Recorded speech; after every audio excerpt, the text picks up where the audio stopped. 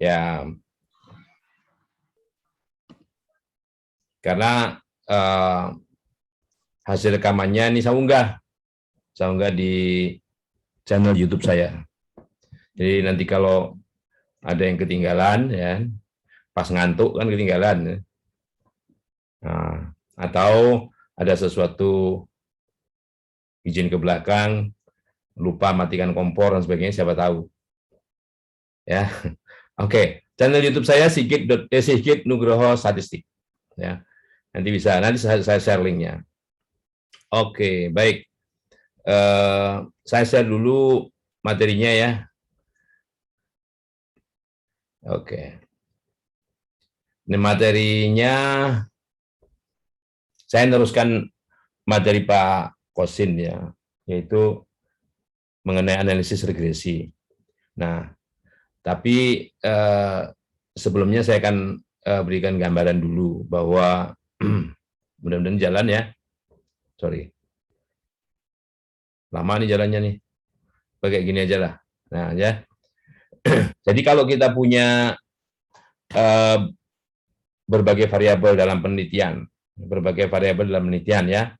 Nah, apabila variabel-variabel tersebut memiliki hubungan kausal, ya. Kausal itu sebab akibat. Ya, sebab akibat. Nah, yang variabel penyebabnya itu sering disebut dengan variabel prediktor, variabel independen, variabel whatever lah, ya, apapun namanya, variabel yang mempengaruhi, ya. Sedangkan variabel yang dipengaruhi itu sering disebut lawannya. Kalau di sini yang mempengaruhi ini yang dipengaruhi. Kalau di sini independen, di sini dependen, ya. Oke. Yang ini prediktor, ini respon gitu ya. Jadi ada hubungan sebab akibat. Nah, regresi itu menyatakan hubungan sebab akibat itu dalam bentuk hubungan fungsional, ya, fungsi. Jadi dinyatakan dalam bentuk fungsi, gitu ya. Nah, banyak yang bisa kita manfaatkan dari hasil regresi itu. Misalnya, sebetulnya kalau regresi itu lebih ke predicting, jadi memprediksi, ya, atau mengestimasi. Nah, kalau meramal itu boleh juga sih, tapi kalau meramal itu sense-nya lebih ke depan. Jadi X-nya untuk X mendatang. Jadi lebih ke waktu. Kalau kita punya data yang berkaitan dengan X-nya itu waktu, ya. Nah, gitu. Tetapi kita juga harus memperhatikan apa yang disebut dengan bagaimana dengan skala-skala pengukuran masing-masing variabel itu. Jadi kita kenal skala pengukuran itu ada nominal, ada ordinal, ada interval, ada rasio, ya. Nah, jadi nominal ini istilahnya Pak Kosin nih. Ini lain lagi, ya. Nominal itu mungkin sudah atau mungkin berbarengan dengan metodologi penelitian ya mata kuliah ini ya, saya nggak tahu ya metodologi penelitiannya di semester berapa. Nominal itu bahwa angka itu hanya melambangkan sesuatu, ya. Misalnya kalau kita bilang punya variabel misalnya jenis kelamin, hanya laki-laki dan perempuan. Nah, kemudian status pernikahan, belum nikah, sudah nikah. Nah, atau tambahkan lagi, pernah nikah, misalnya gitu kan. Nah, pekerjaan, ada PNS, TNI, Polri, macam-macam, ya. Nah, itu variabel yang awalnya kualitatif itu kalau mau dinumerikan, diberikan angka begitu, mana yang laki-laki, mana yang perempuan, mana yang nol, mana yang satu, ya tergantung yang memberikan definisi. Oh, laki-laki itu satu, perempuan nol. Apa nggak kebalik? Balik boleh, perempuan satu, laki-laki nol gitu ya. Nah, karena di situ angka hanya melambangkan sesuatu, itu nominal artinya. Ya. Kalau misalnya ordinal, data dalam bentuk peringkat, juara 1, juara 2, juara 3, juara 4, ya. Kalau kita membuat misalnya lulus SD, lulus SMP, lulus SMA, lulus sarjana gitu kan, itu nggak bisa dibalik. Nggak mungkin habis lulus SD terus lulus SMA baru lulus SMP gitu. Ya bisa. Karena itu ada urutan.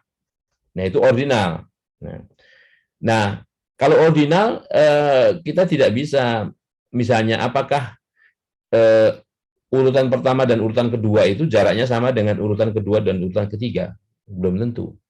Nah, oleh karenanya ada skala interval dan yang terakhir kalau interval itu misalnya contohnya interval itu temperatur.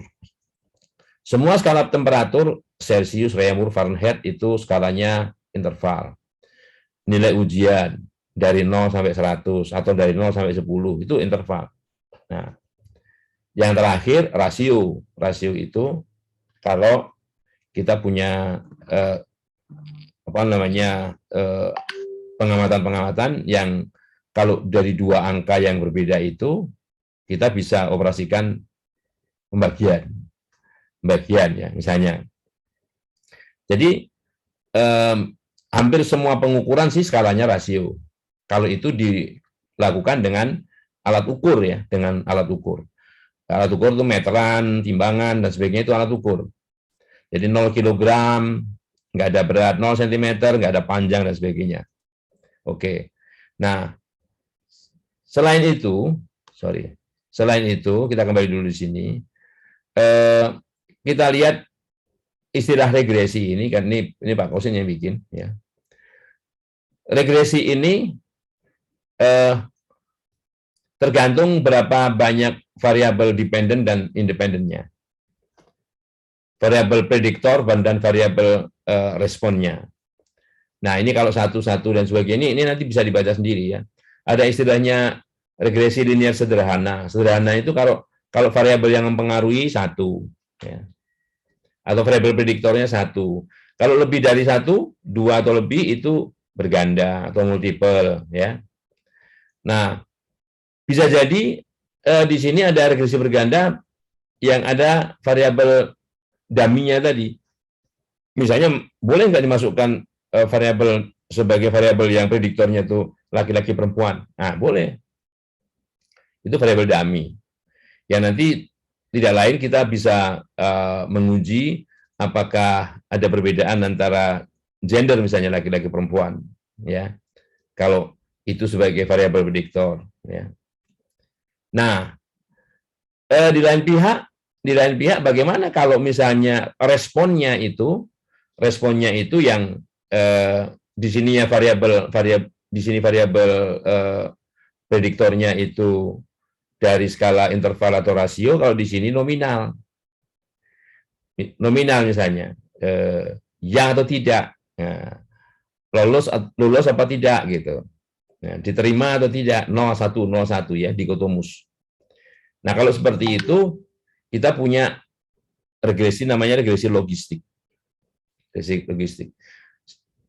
Atau analisis yang digunakan untuk selain itu namanya analisis diskriminan. Ya. Di sini tetap saja di sini regresi logistik hanya yang mempengaruhi itu satu atau banyak, ya, satu atau banyak. Kalau banyak ya multiple gitu ya. Tetapi kalau responnya itu bukan hanya ya tidak, katakanlah misalnya dalam memprediksi apa namanya siswa itu akan diterima di perguruan tinggi dengan kategori IP berapa? Apakah nilainya nanti akan di bawah 2,5 atau 2,5 sampai 3 atau di atas 3, berarti kategorinya lebih dari 2. Kalau lebih dari 2, kita punya yang namanya multinomial, ya, multinomial logistic regression dan sebagainya. Ya. Nah, kalau misalnya kita berhadapan dengan bagaimana kalau semua variabel prediktornya itu nominal, variabel responnya juga nominal, kita punya regresi log linier, ya, dan sebagainya. Nah, kalau yang responnya lebih dari 2, nah kita baru berhubungan dengan regresi multivariat. Nah, yang akan kita pelajari ini, regresi ini, ya, itu baik yang sederhana 1x ataupun banyak x, itu kita asumsi bahwa yang kita amati adalah variabel-variabel dari skala minimal interval ya. Jadi baik variabel yang dipengaruhinya maupun variabel yang mempengaruhinya, dan ini merupakan fungsi dari X ya, jadi yang pengaruh ini ya. Semuanya interval. Minimal interval itu interval boleh, rasio juga boleh. Ya gitu ya. Itu kalau dalam regresi. Nanti kalau dalam rancangan percobaan, yang X-nya ini kategorik, X-nya ini nominal, Y-nya yang interval atau rasio. Umumnya rasio, karena misalnya hasil atau produksi, ukuran-ukuran itu kebanyakan skala rasio. Nah, jadi ini sebetulnya matrikulasi ini refreshing aja. Saya yakin dulu pernah dapat juga materi ini ya. Nah, gitu. Ada beberapa asumsi yang apa namanya utama ya dalam analisis regresi itu. Jadi yang pertama bahwa hubungan antar variabel X dan Y itu linier.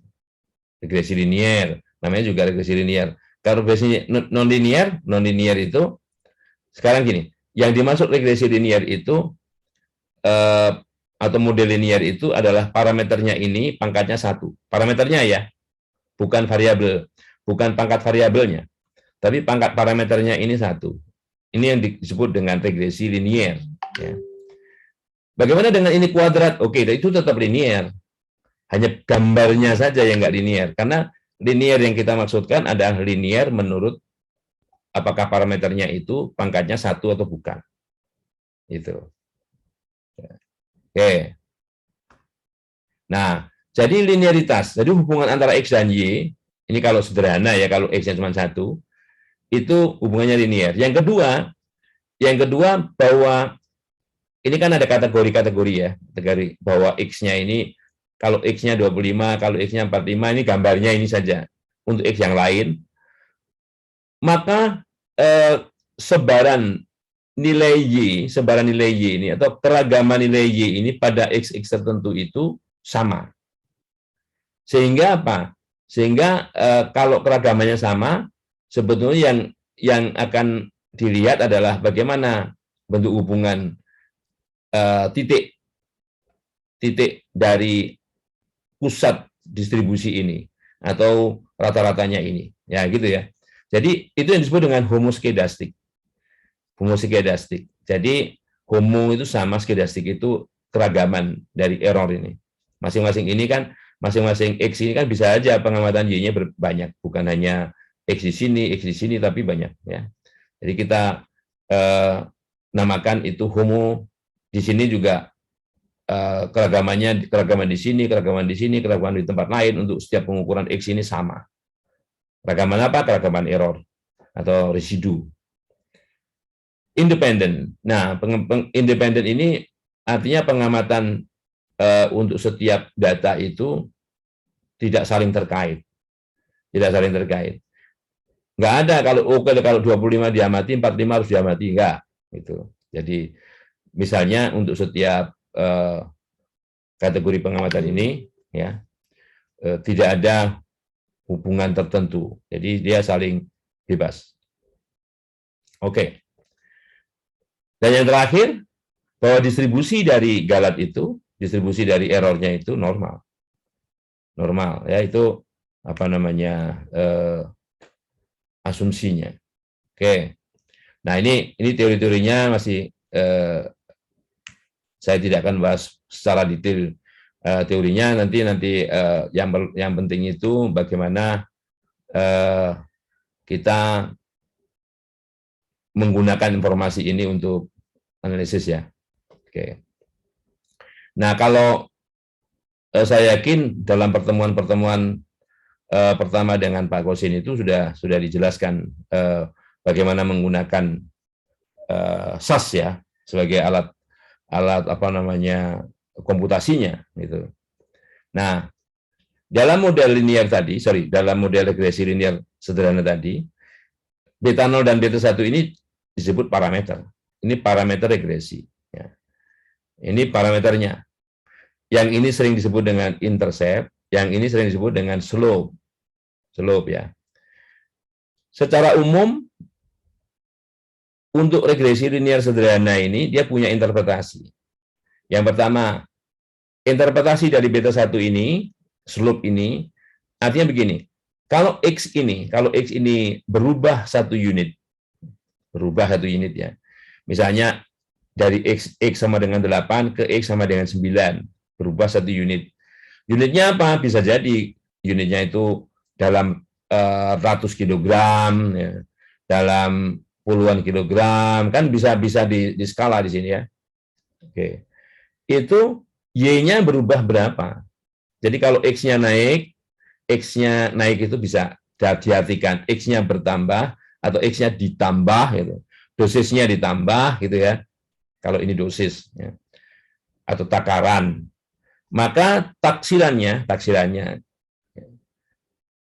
kalau di sini kalau model ini ya bukan taksiran lagi, kalau ini menggunakan epsilon, ini model ya. Kalau model itu begini ya. Nah, ini model.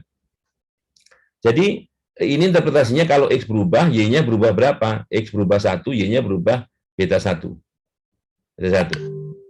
Nah, beta 0 ini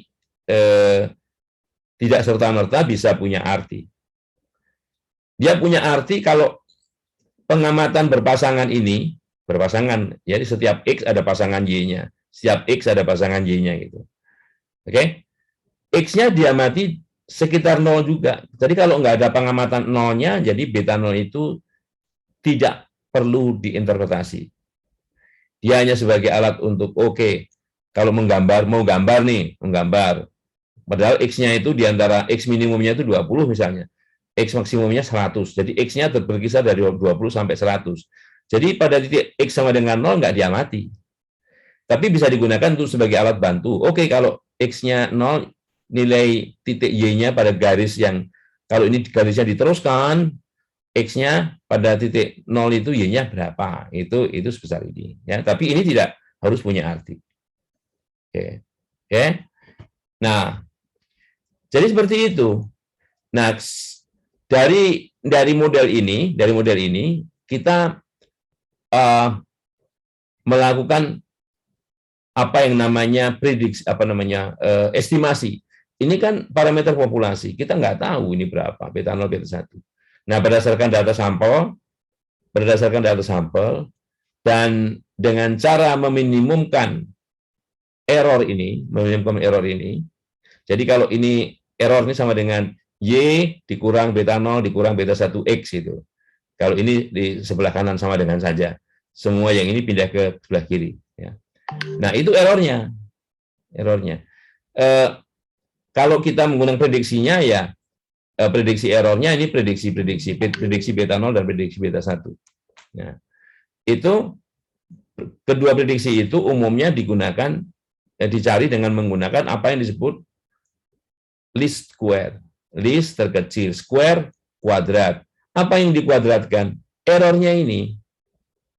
Nah, untuk masing-masing pengamatan, errornya itu dicari, ya, yaitu Y dikurangi, Y nilai sebenarnya dikurangi prediksinya, beta 0 topi tambah beta 1 topi X, gitu ya. Ini prediksinya, kalau diganti topinya ya, diganti nilai prediksinya. Nah, cari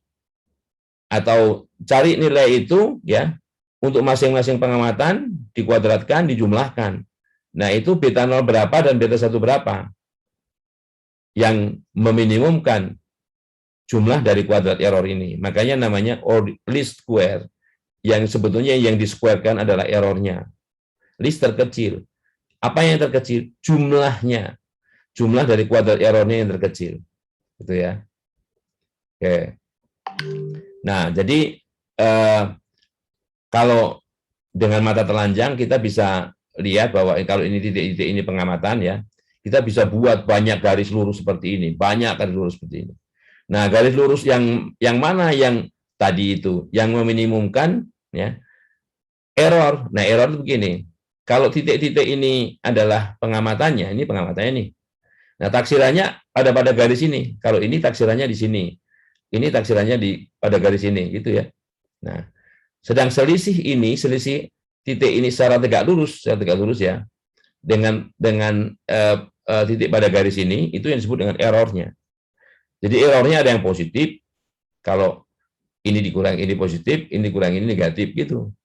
Ada yang positif, ada negatif. Oke. Nah, dengan apa yang disebut dengan least square method itu, maka taksiran beta 1 itu sering dinotasikan dengan beta 1 topi. Taksiran beta 0 itu beta 0 topi atau beta 0 ini. Ya. Saya tidak akan menjelaskan bagaimana itu diturunkan ya. Pokoknya itu jawab ininya. Nah, yang jelas begini. Jadi sekarang kita akan menganalisis ya. Mungkin lebih enak kalau saya menggunakan teladan saja. Saya ganti layar ini. Saya ganti layar dengan komputer sebelah. Nah, karena yang diawali, saya nggak tahu Pak Kosin mestinya pakai SAS dulu ya. Ini saya share dulu SAS-nya. Mudah-mudahan muncul di situ.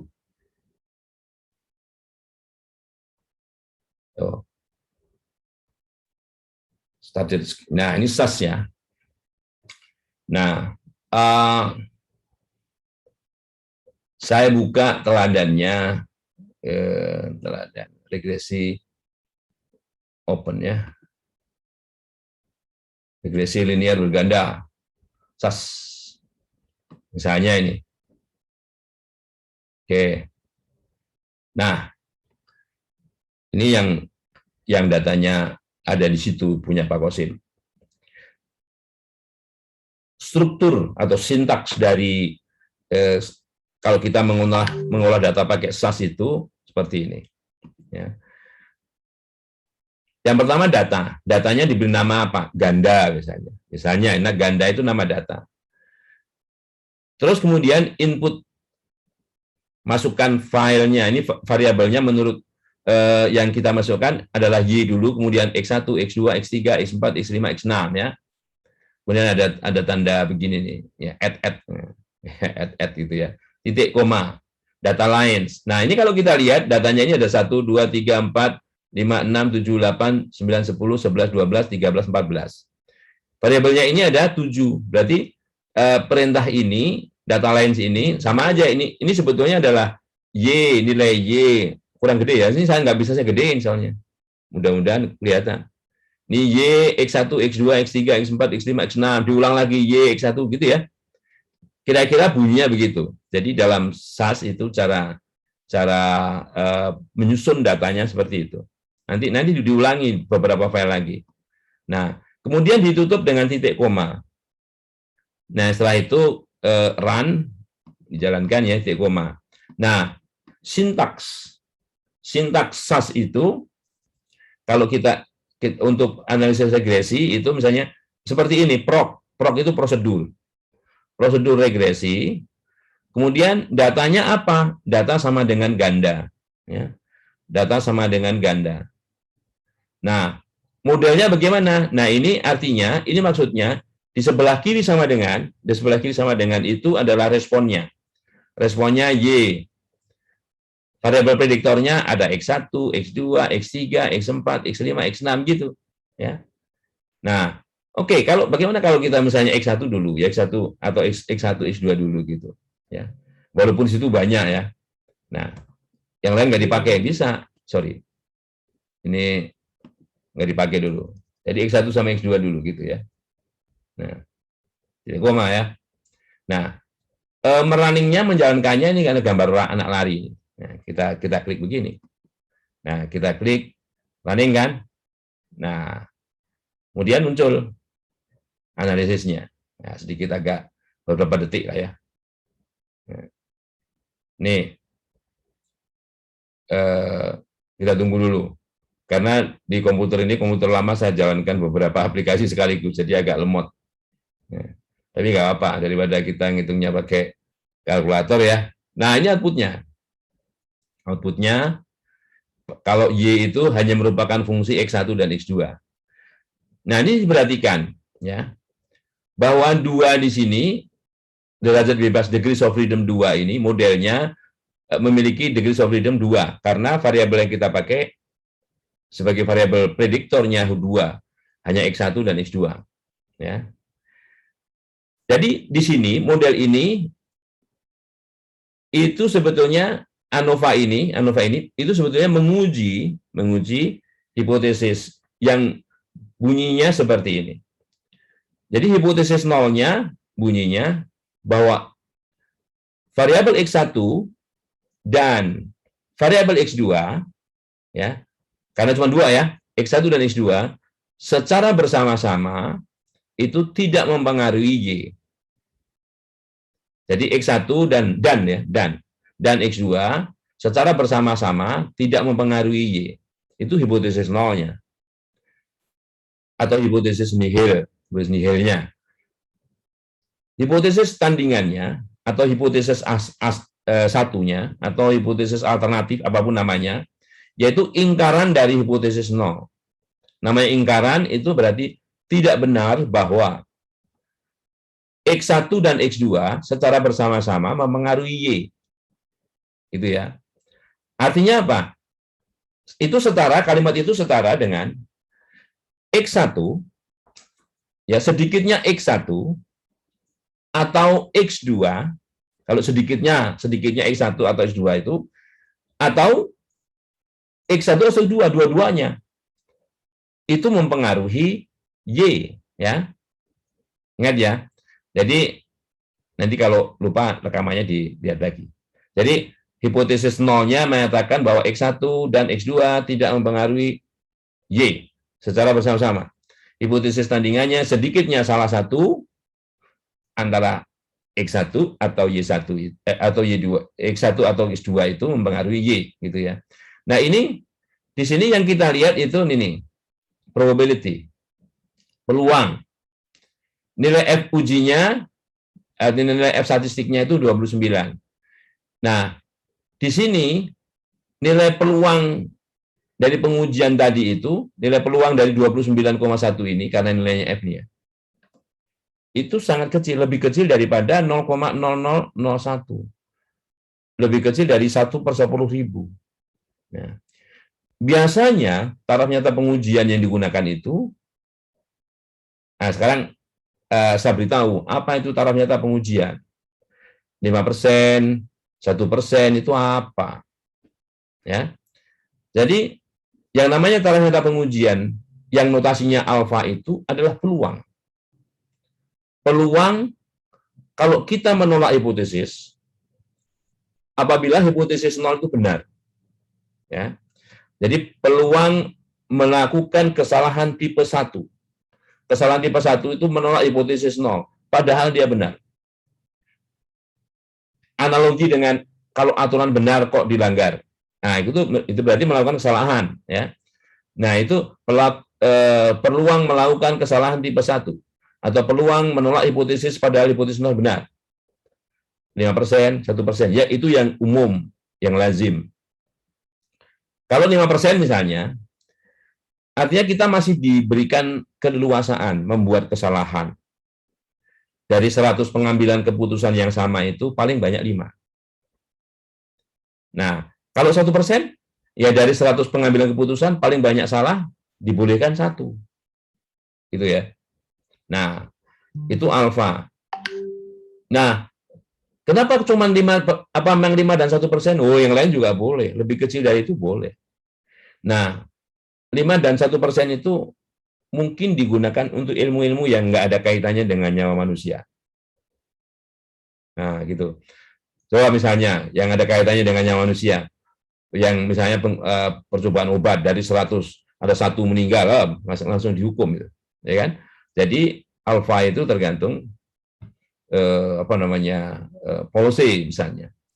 Dan kalau yang ada kaitannya dengan nyawa manusia itu tidak pakai eksperimental. Ya, tidak pakai eksperimental. Oke. Dan untuk ilmu sosial bahkan ini lebih tinggi lagi, sampai 10%, gitu ya. Oke, jadi itu alfa. Jadi jangan sampai nggak tahu lagi apa itu alfa, ya. Jadi sering dalam pengujian seperti ini tanya alfanya berapa, 5% atau 1%. Nah, kalau ditanya mana yang lebih bagus, ya semakin kecil semakin bagus, karena dialah peluang melakukan kesalahan tipe 1. Ya. Mana yang bagus 5% atau 1%? 1% gitu. Apa nggak boleh 2%? Boleh. Siapa nggak bisa mengatakan nggak boleh? Hanya yang lazim aja 5 dan 1%. Oke. Oke. Hal lain di sini apa yang disebut dengan R kuadrat. Ini adalah koefisien determinasi. Nama lain dari R kuadrat itu koefisien determinasi. Ini maknanya ya, bahwa keragaman dari Y tadi, keragaman data dari Y, variasi data dari Y itu, karena ini yang dipakai sebagai prediktornya X1 dan X2, yang bisa dijelaskan oleh prediktor X1 dan X2 itu sebesar 68,31%. 68,31% itu sumbangan keragaman dari X1 dan X2 untuk menjelaskan keragaman Y, keragaman respon. Nah kalau 68,31 itu masih dianggap kurang, karena berarti ini 31,69% lainnya itu variabel lain yang mempengaruhi Y. Kan itu ya. Nah ini ya tambah. Makanya dalam penelitian itu misalnya Y, kalau kita tahu Y itu adalah variabel respon yang dipengaruhi secara teori X1, X2, X3, X4, X5, X6 gitu ya. Maka ke-6-6-nya harus dimasukkan. Gitu. Nanti kita lihat. Ini yang 2 dulu, yang 2 ya. Nah, tadi di sini dikatakan walaupun 2 ini signifikan ya. Artinya setidaknya X1 atau X2 tadi kan mempengaruhi Y. Nah ini kita lihat di sini yang mana yang mempengaruhi. Ya. Apakah X1, apakah X2, atau kedua-duanya. Nah kalau kita lihat ini X1-nya ya, X1 ini. Jadi kalau ini secara simultan pengujiannya, ini pengujiannya secara parsial masing-masing. Oke, X1-nya bagaimana nih? Nilai X1-nya, ini estimasi nilai X1-nya 0,78.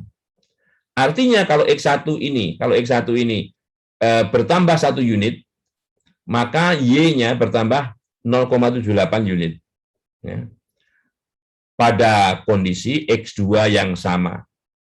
Itu kalau istilah ekonomi ceteris paribus. Ya. Itu ya.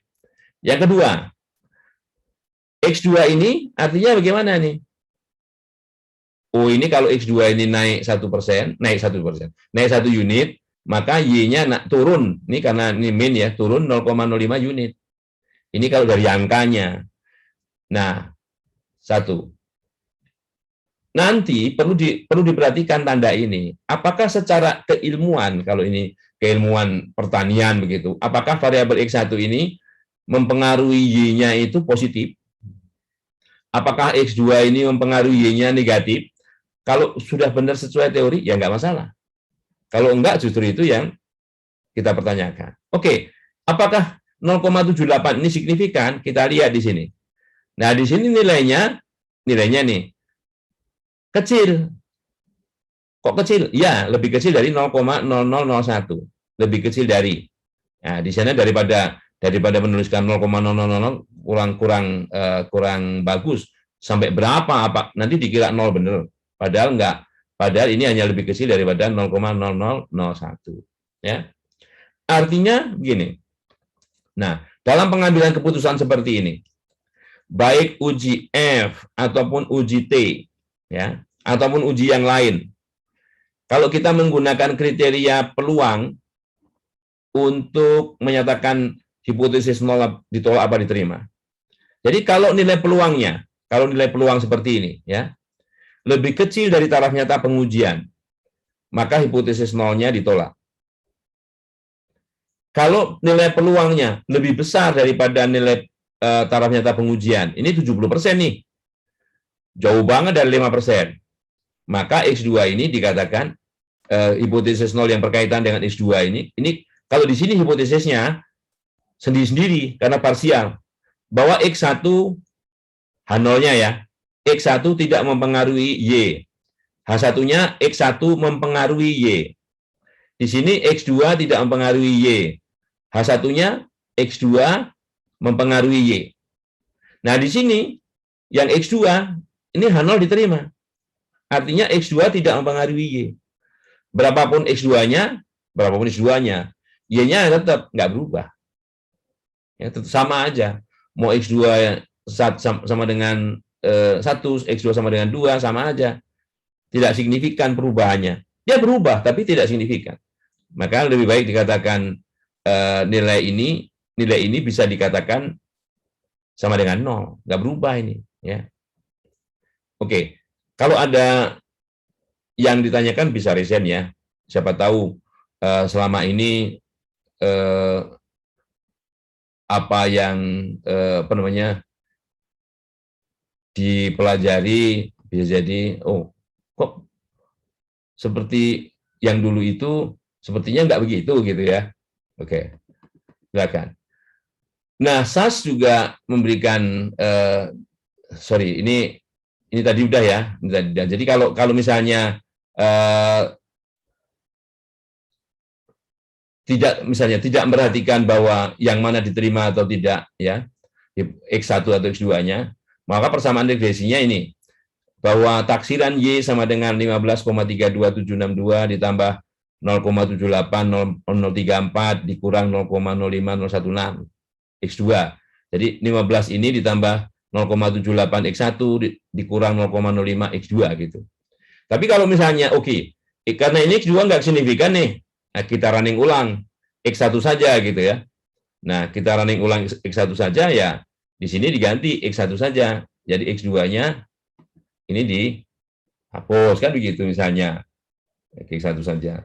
Kalau running ulang, nah tinggal dilihat aja di sini. Jadi regresi linear sederhana. Nah, kalau regresi linear sederhana di sini lihat ya. Ini hanya X1 saja yang mempengaruhi.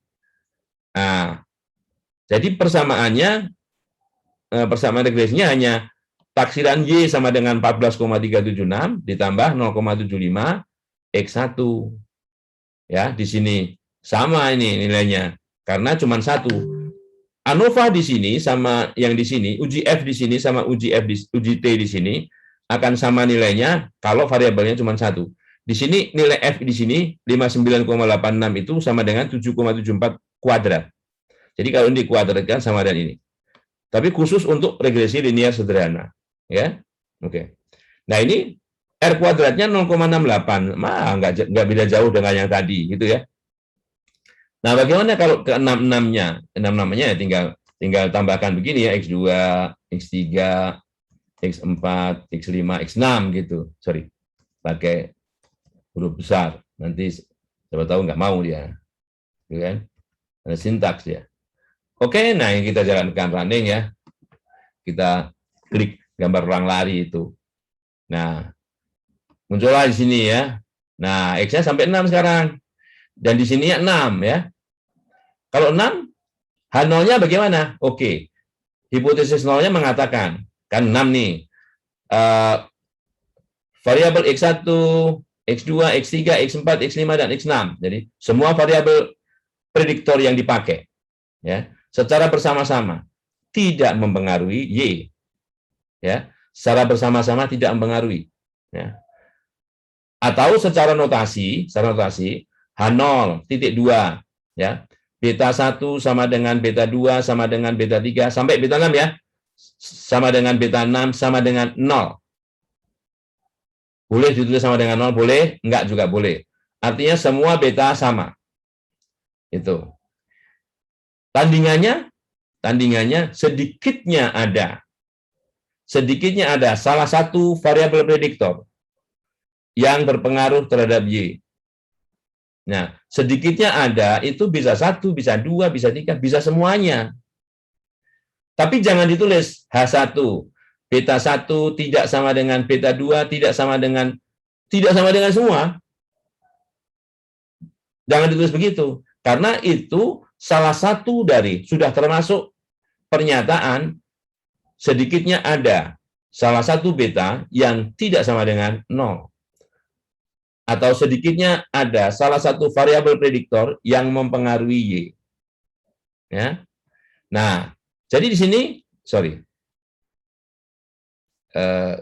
model 1 ya, mana tadi? Nah, ini kan signifikan nih, H0 ditolak, artinya sedikitnya ada salah satu variabel prediktor yang mempengaruhi Y. Ini karena di sini nilainya kecil, ya. Nih lihat, R kuadratnya, ini lebih bagus nih, 0,73. Nah, dengan 6 variabel, 73,26%. Dengan 2 variabel tadi hanya 68%, gitu ya. Jadi bagus. Lebih bagus modelnya dengan 6 variabel ini dibanding dengan 2 variabel itu. Nah, sekarang yang mana yang signifikan? Nah, kita lihat apakah X1. Oh, X1 signifikan nih, nilai peluangnya kecil, ya kan? Lebih kecil daripada taraf nyata pengujian. 1%, apalagi 5%. 1% aja signifikan, apalagi 5%. Ya. Yang di sini enggak nih, X2. X2 memang ternyata X2 ini enggak signifikan, ini 59%. Ya kan? Nah, X4, X5, X6 juga tidak signifikan. Karena lebih besar daripada 5%, ini 71%, 79%, 23%. Nah, yang jadi masalah begini nih, kalau kita punya yang beginian nih, X3 nih. X3 ini sedikit dari 5% lebih tinggi. Dia 6,99%. Nah, bagaimana kalau kejadian seperti ini, apalagi dekat dengan 5%? Misalnya 0,0511 misalnya. Kalau misalnya yang ngeyel, tapi tetap saja itu kan lebih besar dari 5%. Ya? Nah, permasalahannya begini. Penelitinya siapa? Kalau penelitinya kita bisa menyatakan yang X3 ini signifikan pada taraf 6,99%. Sekali lagi, tidak harus 5%. Udah penelitian susah-susah, bahannya mahal, dan sebagainya. Nah, X3 dinyatakan hanya X1 saja yang dinyatakan signifikan. Ya. Ini X3 boleh dong signifikan, tapi signifikan pada taraf 6,99%. Atau signifikan pada taraf 7% kalau nggak mau kalah itu ya. Nah, kalau 7% kan kita ini lebih kecil dari 7%. Jadi yang mengatur alfa itu si peneliti. Mau 5%, 1%, 7%, nah gitu. Tapi ya jangan 50%, itu kesalahannya banyak. Ya kalau 7% masih dekat dengan 5%, gitu ya. Penelitian sosial aja sampai 10%. Sampai 10%, nggak masalah. Nah, itu yang kalau kita lihat di sini ya, yang signifikan berarti kalau kita ambil sampai 7%, ya ini ada 2, X1 dan X3. Kalau mau melihat model terbaiknya, ya bagaimana dengan kalau kita running ulang dengan X1 dan X3 saja, kan gitu ya. Nah, caranya seperti itu. Mungkin ada yang ingin bertanya. Ini ya, ini apa namanya, kalau kita bekerja dengan SAS. Ya. Ada yang pernah pakai SAS? Atau sudah pakai SAS? Belum. Pak Eko kayaknya ya. Pak Kosen, ini nggak apa ngerunning begini nggak di kelas? Iya, Pak. Ya. Iya, kemarin. Oke. Running begini ya, oke. Jadi kalau misalnya SAS-nya nggak ada, ya bukan berarti SAS ini satu-satunya. Ini kan salah satu saja. Oke, saya carikan contoh yang lain ya. Kalau bukan SAS ya, misalnya sebentar. Oke, saya jalankan dulu. Mana nih?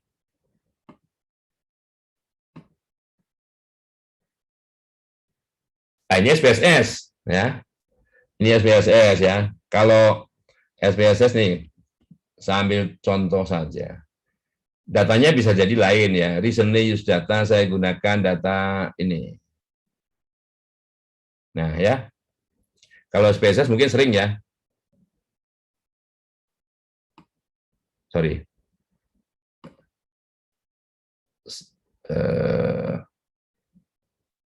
SPSS ini muncul nggak di situ? Muncul ya. Nah, jadi di SPSS itu biasanya kalau kita input datanya dari awal di SPSS, ini ada variable view gitu ya. Variable view, di sini variable view itu kita mendefinisikan variabel. Misalnya, ini adalah real gross product. Kita singkat RGP di sini ya. Bukan EGP, bukan. Ini labor days, LDY. Real capital input, RCI. Ya. Kemudian di sini tipe datanya numerik, ini kan bisa macam-macam nih, ya bisa macam-macam ya. Nah, ini ada desimalnya apa enggak, desimalnya berapa banyak, ya, dan sebagainya. Yang penting di sini juga, nah ini di SPSS ada begini. Nah, ini ada apakah skalanya nominal, ordinal, skill itu pengganti untuk istilah interval atau rasio. Jadi kalau interval atau rasio, skala pengukuran variabelnya itu scale. Oke. Tuh. Nah, ini pendefinisian variabelnya. Jadi kalau kita mau format di apa namanya variabelnya ini bukan bukan 2 digit, saya maunya 1 digit, boleh 1 digit ini ya. Nah, sorry, 1 digit nih. Nah, makanya di sini 1 digit semua di belakang komanya ya. Nah, itu. Ini adalah data dari ketiga variabel yang mempunyai hubungan begini, bahwa real gross product ini merupakan fungsi dari hari kerja dan modal. Katakan ini output itu merupakan fungsi dari hari kerja dan modal. Jadi kalau kita lihat, kita geret begini, ini LDY, labor days, ini real capital input. Ya, saya menggunakan SPSS 19 nih, walaupun ada yang 24 dan sebagainya. Nggak masalah, setiap versi dari SPSS itu juga tetap ada analisis yang digunakan untuk regresi. Ya. Oke. Nah, terus caranya gimana? Ya, caranya kalau mau analisis regresi, ya analyze gitu. Kalau ini Windows based kalau yang SAS yang tadi saya gunakan itu harus tahu dulu sintaksnya seperti apa, kemudian harus diketikkan begitu ya. Nah, ini pilih regression begini ya, pilih regression, andaikan linear, andaikan hubungan RGP itu merupakan fungsi linear dari LDY dan RCI. Nah, pilih saja linear, gitu kan, regresi linear, regression linear gitu ya. Nah, di sini ada dependennya. Dependennya apa? Dependennya RGP. Tinggal masukkan di sini. RGP. Kemudian LDY dan RCI-nya masukkan di sini. Sorry. Sekaligus bisa sih. Gini ya. Oke. Nah, ini kalau kita menggunakan metode-metode yang lebih advance, dari misalnya menggunakan pembobot dan sebagainya ya. Pemilihan variabelnya bagaimana. Nah, ini kalau yang normal-normal seperti ini ya. Kita bisa juga mengeluarkan statistik deskriptifnya. Jadi ini statistik deskriptif ya. Misalnya kita klik statistik deskriptifnya. Ini kalau misalnya menganalisis tadi ya. Tadi ini kita belum bicara asumsi-asumsi dalam regresi misalnya. Oke, nanti aja. Ini kalau kita ingin melihat mengeluarkan yang lainnya, ini confidence interval dari masing-masing betanya, misalnya gitu ya. Nah, ini levelnya defaultnya 95. Kita nggak harus 95, mau 92, 97 juga boleh. Ini defaultnya 95 gitu. Misalnya yang aneh 92, apa bisa aja nanti. Ya, oke, kita continue. Kalau mau plotnya, plot apa saja yang misalnya plot untuk uji normalitas. Ya, ini misalnya ini aja kita pilih itu ya. Oke. Kemudian kalau hasilnya mau kita simpan, kalau enggak ya enggak. Ini opsinya.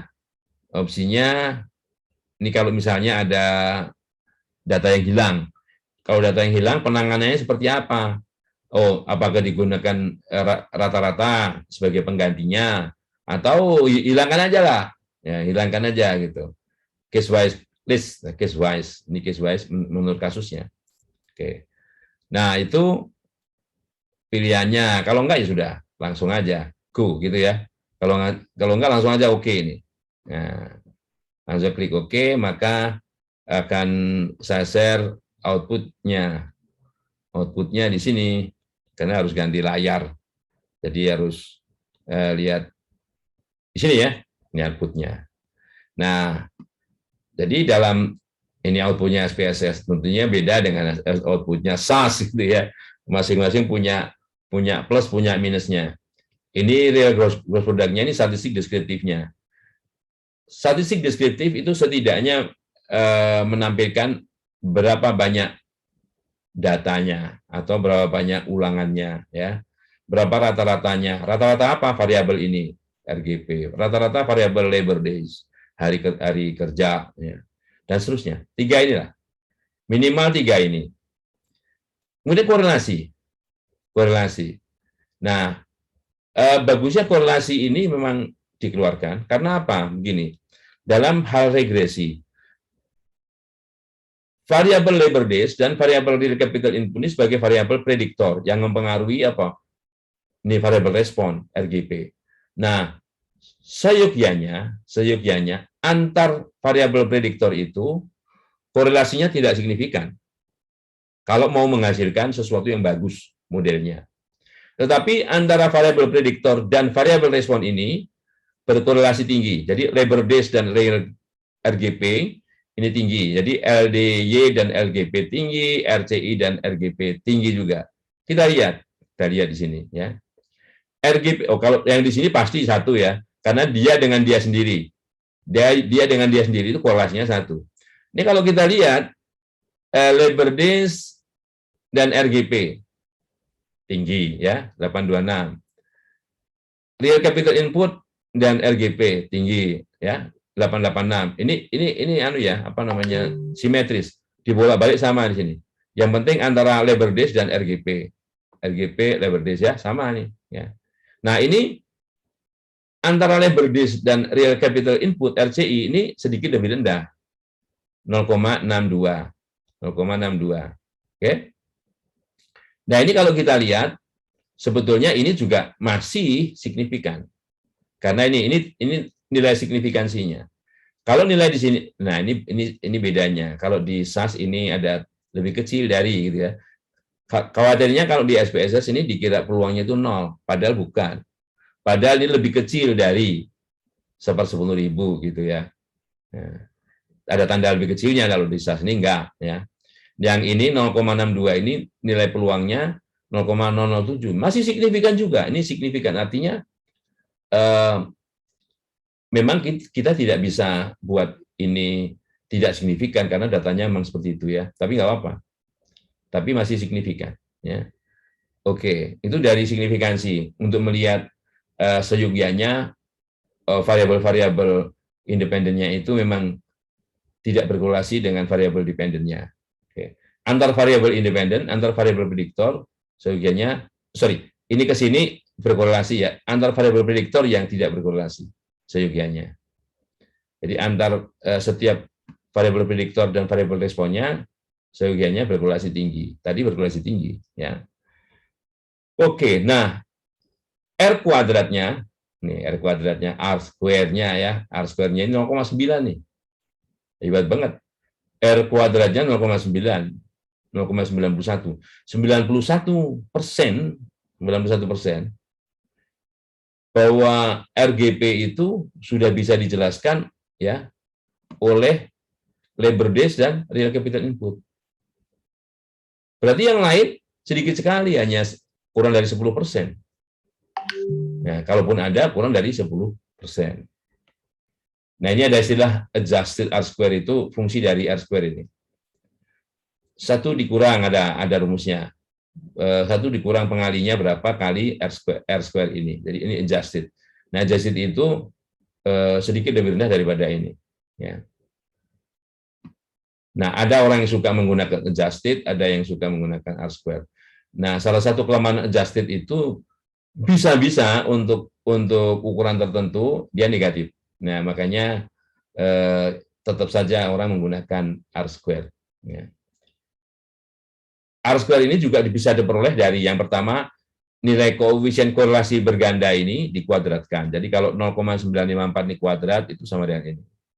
Yang kedua, R-square ini menggambarkan proporsi dari sum square regresi ini atau model ini terhadap total. Jadi 3,025 kali 10 pangkat 8 ya dibagi 3,326 kali 10 pangkat 8 itu 0,91. Ya, ini sama ini jauh lebih besar dari ini ya. Ini hanya berapa digit ini? Ini 30 juta cuman. Ini 10 pangkat 8. 10 pangkat 8 itu ratus juta. Ya, ratus juta. 300 juta gitu. Oke. Nah, di bawahnya nah, ini sama seperti tadi. Oke, ini signifikan nih. Signifikan regresinya. Jadi kalau di sini hipotesis nolnya mengatakan LDY dan RCI tidak mempengaruhi RGP, hipotesis tandingannya, salah satu dari LDY dan RCI ini, minimal salah satu dari LDY atau RCI ini mempengaruhi RGP. Nah, yang mana yang mempengaruhi? Apa dua-duanya? Nah, ini kita lihat. Oh, ternyata ini, ya ini UJT-nya. Nah, kalau SPSS di sini ya UJT-nya ini 0,012 ini signifikan konstannya. Ini 0,02, 0,00 ini lebih kecil ya, lebih kecil dari 1/10.000. Nah, jadi kedua-duanya mempengaruhi ini signifikan. Baik tenaga kerja, labor days itu, hari kerja, baik hari kerja maupun modal gitu ya. Itu sama-sama mempengaruhi. Ada pertanyaan? Nah, baik, kita kembali dulu ke tampilan sebelumnya, yaitu datanya. Datanya di sini ya. Oke. Nah, oke. Sebelum data, jangan lupa. Nah, kalau seperti ini, sorry, output mestinya. Output, mana output? Ini ya. Nah, ini tadi interpretasinya ya, kalau jumlah hari kerja itu bertambah, ya ditambah 1 unit, gitu, 1 unit 1 hari, gitu. Dalam tergantung labor days ini satuannya apa ya, maka responnya si real gross product itu bertambah 147,935 pada kondisi real capital input tetap. Nah, satu. Yang kedua, kita perlu lihat angka-angka ini kan digitnya banyak nih, digitnya nih. Sampai 5 digit, dan sebagainya kan. Nah, itu sebaiknya digitnya dikecilin. Selain itu, tentunya punya makna, punya arti bahwa yang seperti ini ya. Nah, bagaimana kalau ini yang digitnya ratusan ribu, ini hanya ratusan, ini ratusan ribu juga, puluhan ribu ya, puluhan ribu ya. Nah, oleh karenanya kita bisa mentransformasi di sini ya, dengan membuat variabel baru.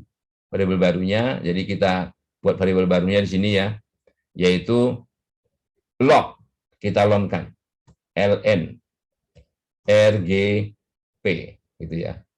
RGP sama dengan di sini ln gitu. ln gitu ya.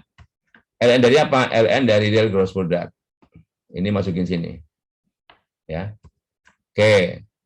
Nanti kita klik oke begini, begitu kita klik oke begini. Nah, nanti muncul data dalam variabel ini ya. Ya. Nah, ini sudah. Jadi ini lognya. Lon dari ini adalah 9,72, lon dari ini 9,77 dan sebagainya. Nah, kita cari loan-nya di sini. Tadi ya kita kita transform, compute, sekarang loan LDY ya. Ini diganti LDY. Nah, klik OK ya. Nah, sama satu lagi compute variable loan RCI. Meskipun di layar nggak nampak sebentar ya. Di layar nggak nampak sebentar. Biar cepat aja. Daripada bolak-balik. Ini. Oke. Nah, kemudian saya share datanya sekarang sudah seperti ini. Ya, sudah dalam bentuk log. Dalam bentuk log ya. Nah, sekarang dengan cara yang tadi, kita analisis regresi linear gitu ya. Hanya variabelnya diganti nih, variabelnya. Ini keluarin dulu, ini dibalikin. Sekarang yang di dependent sini log RGP, lognya ya. Sedang yang di independent itu log LDY dan log RCI. Oke? Kalau kita langsung klik OK, nah, dianalisis ya. Ini lognya ada di bawah sini. Bentar, saya ganti layar, ini outputnya. Nah, oke. Nah, ini outputnya. Datanya sudah dalam bentuk log sekarang. Oke. Nah, ini sekarang tetap saja ini signifikan pada taraf 5% ya. Yang LDY signifikan pada taraf 1,7%. Ini memang R kuadratnya agak sedikit turun ya, nggak masalah, tapi masih bagus, masih di atas 80%, masih bagus. Ya. Uji bersamanya signifikan ya, artinya setidaknya ada log LDY ataupun log RCI yang mempengaruhi log RGP ya, respon. Jadi ini variabel dependennya, ini variabel independennya. Oke. Nah, persamaan regresinya sekarang menjadi begini. Jadi taksiran, jadi LNRGP topi gitu, taksiran itu sama dengan min 3,39, min 3,339 ditambah 1,499 log LDY, ya, ditambah 0,49 log RCI. Nah, hanya sekarang ya arti dari ini itu tidak seperti tadi. Kalau baik variabel dependennya atau variabel responnya dilogkan, variabel prediktornya juga dilogkan, maka ini memiliki makna koefisien elastisitas. Makanya untuk data-data ekonomi seperti ini disebut koefisien elastisitas. Ini koefisien elastisitas dari labor days 1,499. Ini koefisien elastisitas dari real capital input 0,49. Artinya begini, kalau log LDY ini, kalau di sini naik 1%, maka log RGP ini naik 1,499%. Jadi dalam bentuk persentase. Ceteris paribus, artinya pada kondisi RCI yang sama. Atau kalau di sini, kalau log RCI itu naik 1%, maka log RGP naik 0,49%. Ceteris paribus, pada kondisi log LDY yang sama juga. Nah itu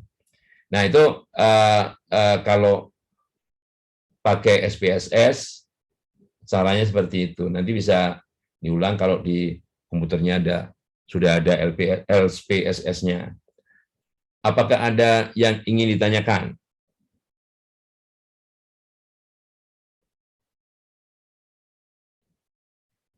Enggak. Oke.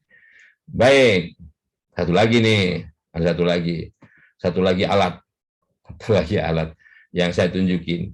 Nanti bisa lihat di mana plusnya, di mana minusnya. Oke. Oke ya.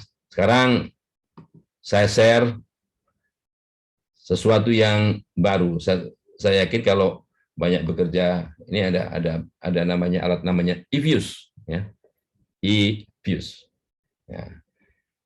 Nah, di sini Evius, tadi di SPSS saya hanya tidak melihat yang lain ya.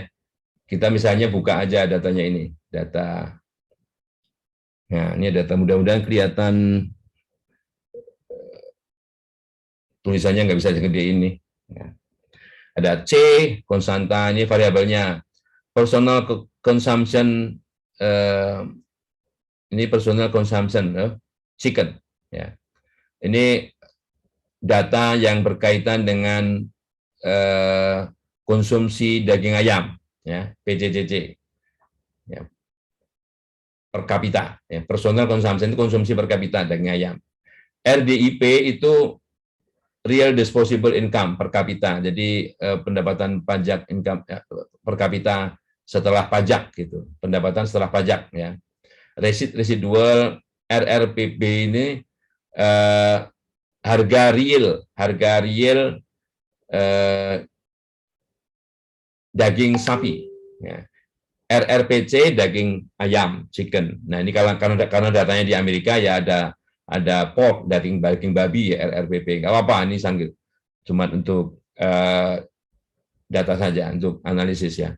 Nah caranya nih kalau datanya sudah tersedia, kalau bagaimana nyusun data ini? Awalnya bagaimana? Ada di salah satu channel, salah satu video YouTube saya. Cari aja yang analisis regresi dengan Evius gitu ya. Kemudian dari sini kita lakukan quick estimation gini.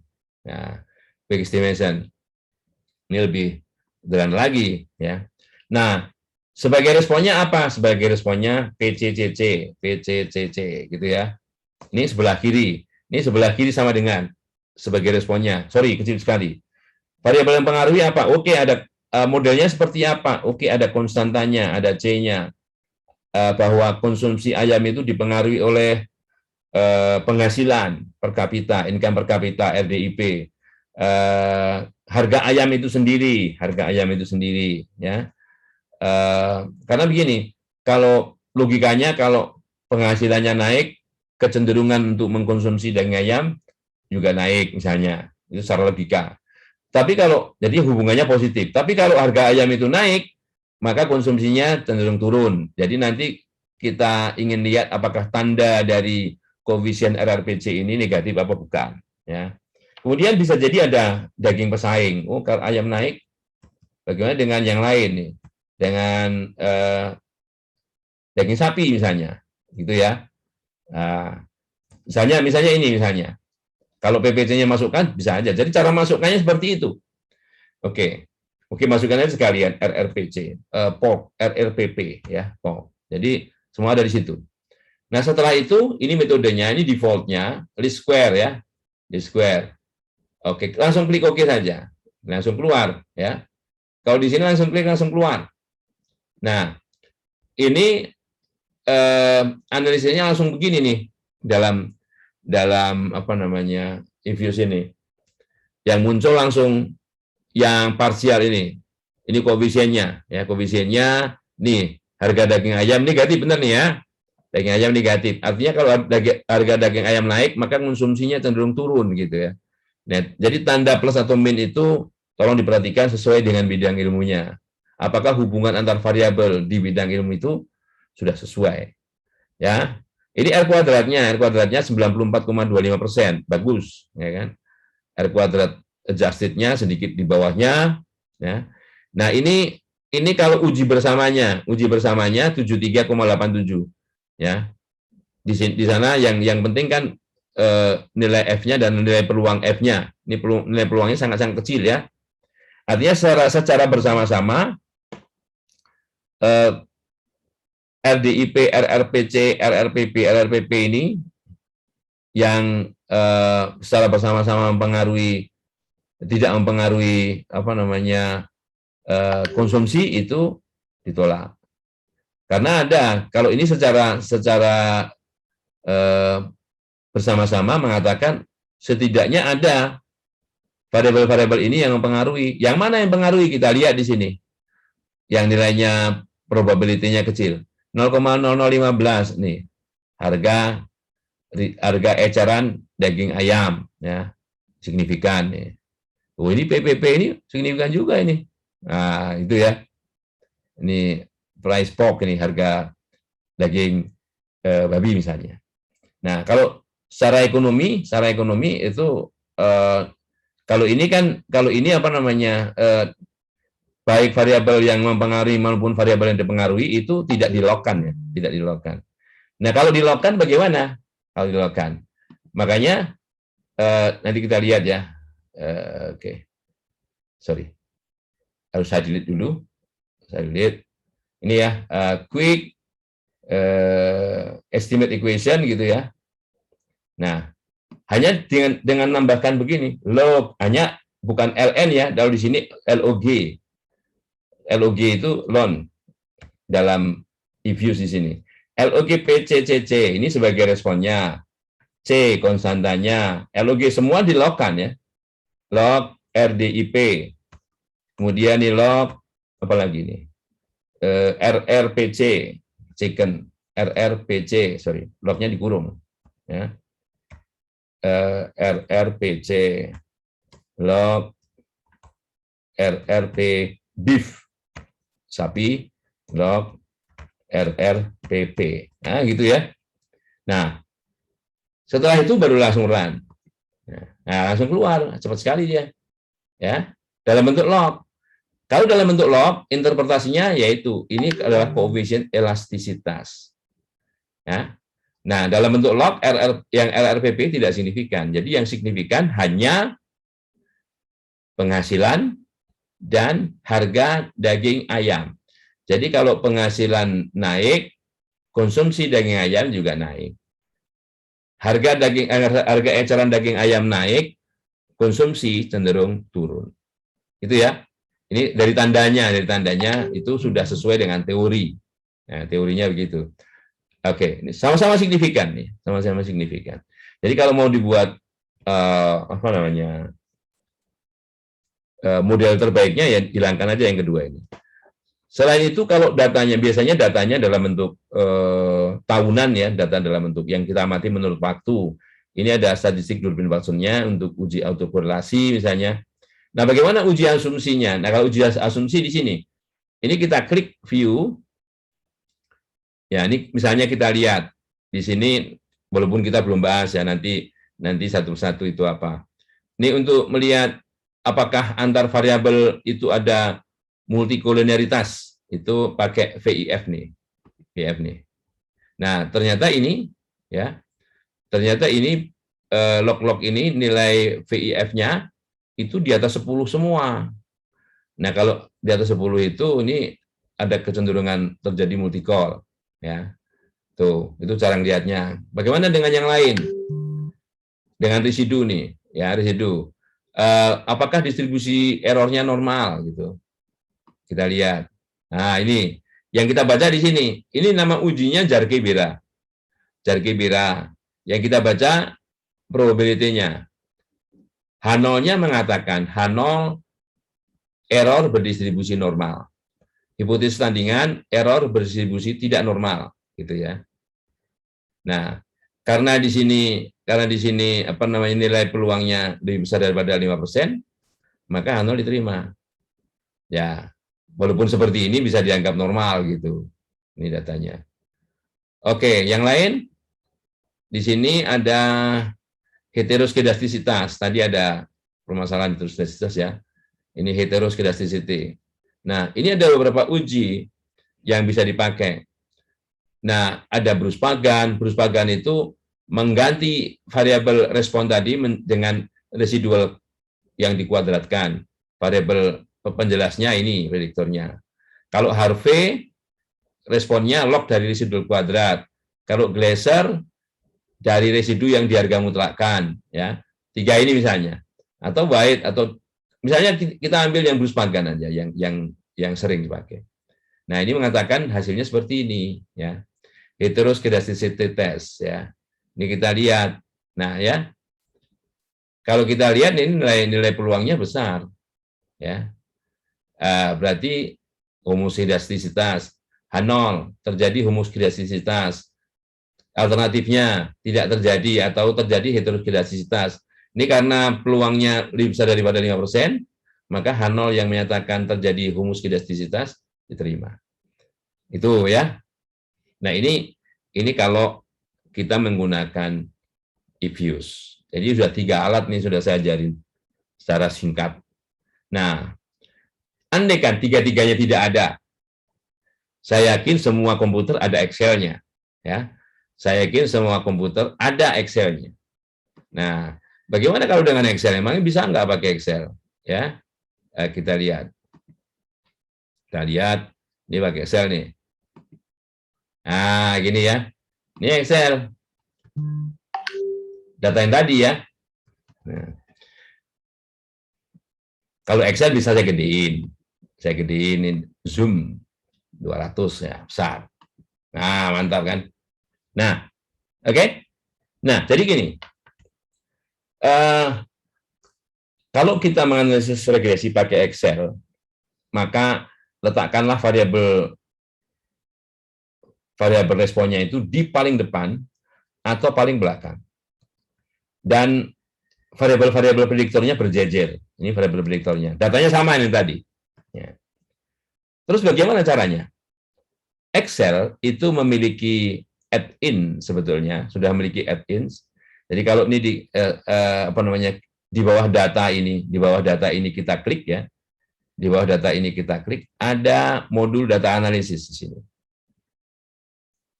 Ada modul data analisis. Kalau modul ini belum keluar, itu hanya settingannya belum dikeluarkan. Jadi cara mengeluarkannya nih file, option gitu ya, file option, kemudian klik add-ins gitu ya. Ini kalau nggak klik satu kali klik ya 2 klik. Nah, terus ini ada analisis toolpack VBA gini ya. Nanti diikuti aja videonya. Terus klik glow, glow. Terus klik go. Nah, go gini. Nah, yang analisis toolpack ini diklik. Analisis toolpack ini diklik OK begini. Nah, klik OK. Nah, kalau klik OK nanti mereka akan mengeluarkan data analisis ini. Ikutin aja. Oke, andai kan ini sudah muncul ya. Maka kita bisa klik ini, muncul jendela data analisis ya. Setelah itu klik regression gitu ya. Nih, jadi pilih regresi begini ya. Klik OK. Nah, input Y. Nah, input Y-nya diinput mulai dengan judulnya ini. Ini kita klik sort ke bawah begini ya. Nah, makanya taruh paling depan atau paling belakang. Input X. X-nya karena 2 kolom ya. 2 kolom yang mulai dari ini. 2 kolom yang disorot begitu sampai ke bawah.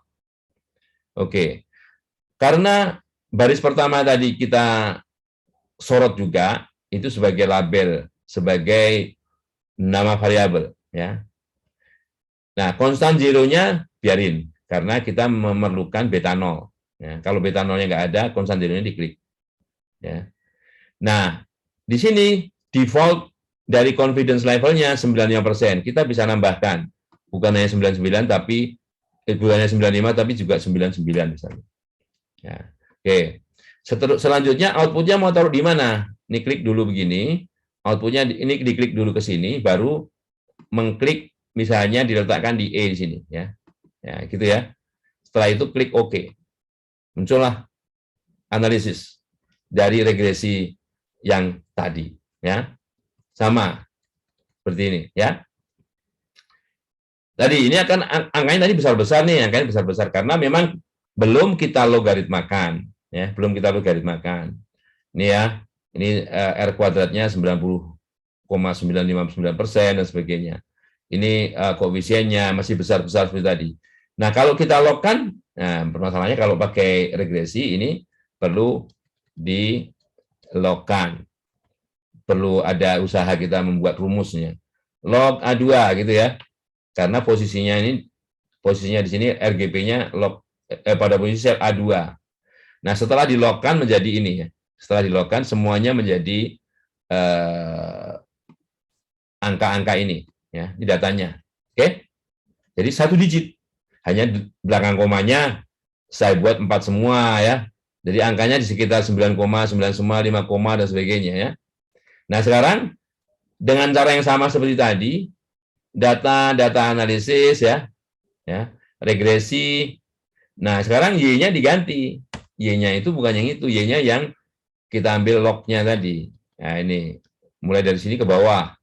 Ya. X-nya juga begitu. X-nya juga saya ganti. Di mana X-nya? Yang sini. Nah, log LDY dan log LCI ini ke bawah. Ya.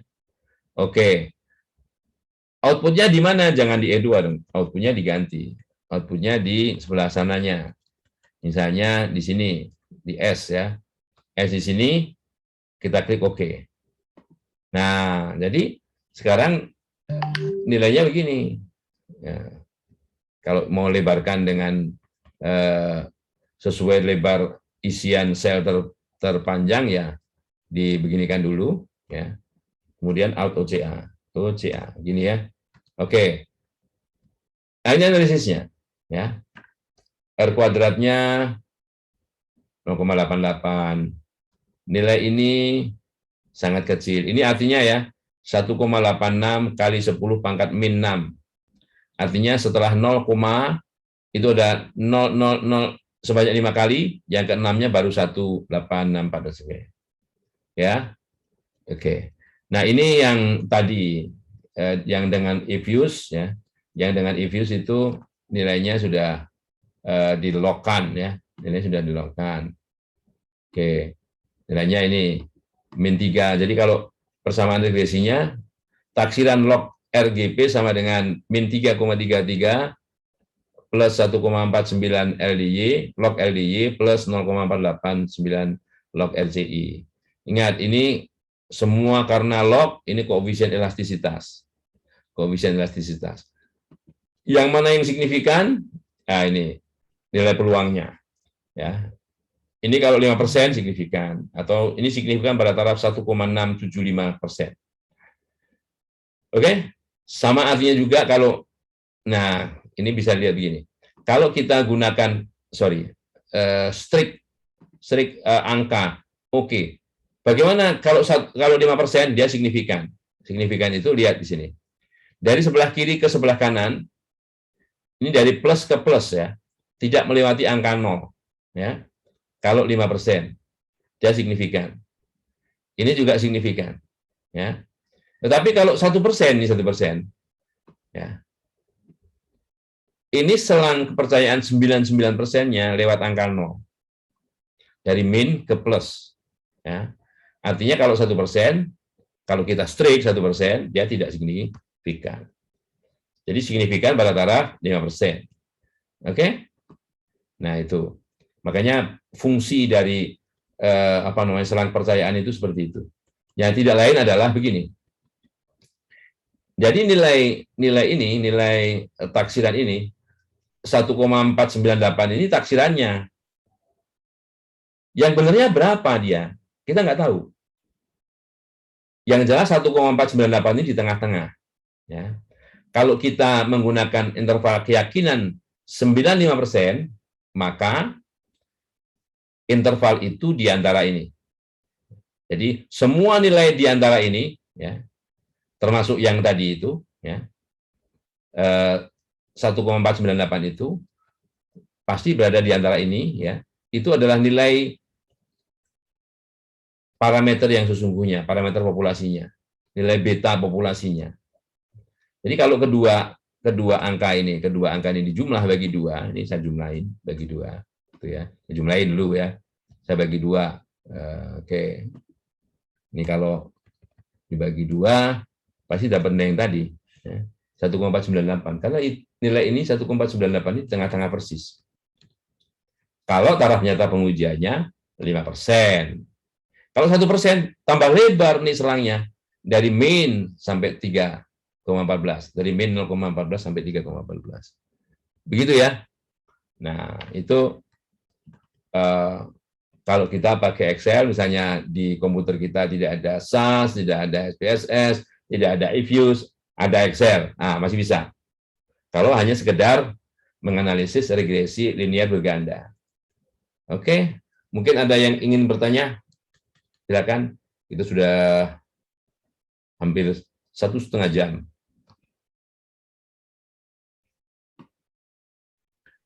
Silakan bertanya, kalau ingin bertanya. Assalamualaikum Pak, saya Pak. Iya, silakan. Ya, Mas. Mas siapa Ya, nih? Lalan Pak. Mas Lalan. Ya. Gimana?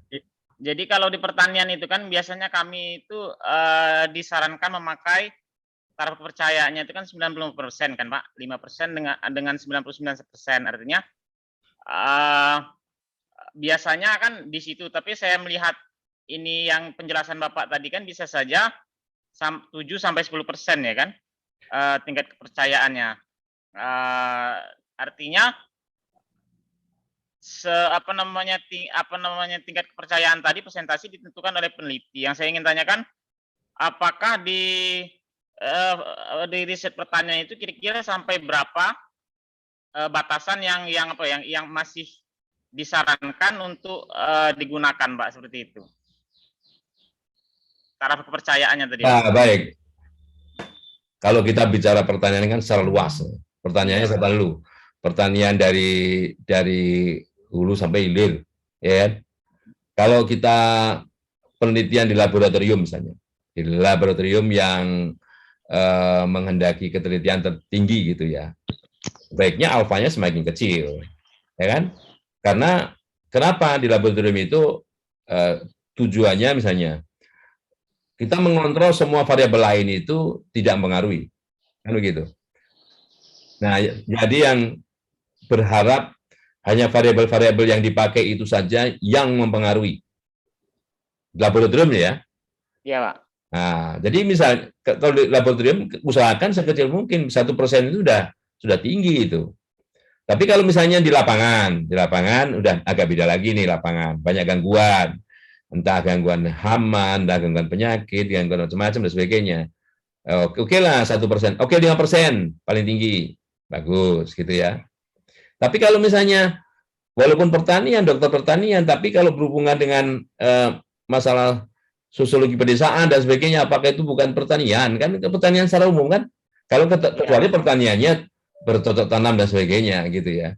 Jadi intinya begini, semakin kecil alfa semakin bagus. Semakin kecil alfa semakin bagus. Ya. Untuk ilmu-ilmu, saya bilang, untuk ilmu-ilmu sosial yang sifatnya mungkin bukan eksperimental, tapi lebih ke survei yang notabene analisisnya bisa dimiripkan dengan rancang percobaan seperti penggunaan analisis keragaman, itu bisa sampai 10%. Uji T misalnya bisa sampai 10%. Karena apa? Kondisi sosial di lapangan mana bisa kita kendalikan, ya kan? Faktornya banyak kali. Walaupun kita sudah berusaha memilih variabel-variabel yang kira-kira itu saja yang dipelajari, tapi tetap saja bisa jadi faktor di luar kendali kita itu dapat terjadi. Nah, kalau misalnya penelitiannya di laboratorium yang misalnya sudah tertutup, kita menggunakan media tertentu untuk pertumbuhan dan sebagainya. Kalau misalnya secara teori, oh ini sudah kita buat sedemikian rupa sehingga tidak ada lain yang mempengaruhi, hanya yang kita pakai dalam penelitian ini perlakuannya. Nah, kalaupun terjadi sesuatu, bisa jadi, oh ternyata terjadi kontaminasi dan sebagainya. Nah, kalau terjadi kontaminasi, ya mesti sebaiknya dilakukan ulangan, kan gitu. Kalau misalnya, makanya dalam penelitian itu, kapan dilakukan ada ulangan dan sebagainya, itu biasanya mengukur dari waktu yang disediakan untuk menyelesaikan pembelajaran itu, kan gitu. Jadi paham nggak soal intinya? Jadi kalau kita misalnya, kalau tadi itu contohnya begini, contohnya yang memakai 7% itu, kalau kita misalnya di lapangan, kemudian ada satu aja yang sebetulnya secara teori ya, itu bisa signifikan 5%, tapi kenyataannya agak meleset nih signifikannya. Kalau menggunakan seperti tadi 6,99 itu kan lebih besar daripada 5%. Jadi apa ya kita nyatakan dia tidak signifikan. Nah, padahal dia bisa aja kalau taraf nyata pengujiannya itu kita naikkan dikit gitu ya, itu jadi signifikan gitu. Paham maksudnya? Paham, Pak. Kalau uji tes student untuk survei, misalnya kita survei ini ya, Pak, survei keragaman tanaman di Provinsi Bengkulu kan. Artinya nanti mungkin di titik-titik posisi sentra-sentra yang kita survei itu belum tentu ada keseragaman kan, karena dia ditanam oleh petani. Itu biasanya berapa derajat ininya kita pakai berapa Pak? 5% atau masih bisa sampai 10%? Kalau pakai uji tes student itu biasanya Pak. Kalau membandingkan sekarang gini, kalau tes student itu membandingkan hanya 2 kelompok, hanya 2 sampel yang masing-masing mewakili populasi. Kalau populasi banyak yang kita bandingkan itu dari berbagai populasi yang diwakili masing-masing sampelnya, kita pakai uji F.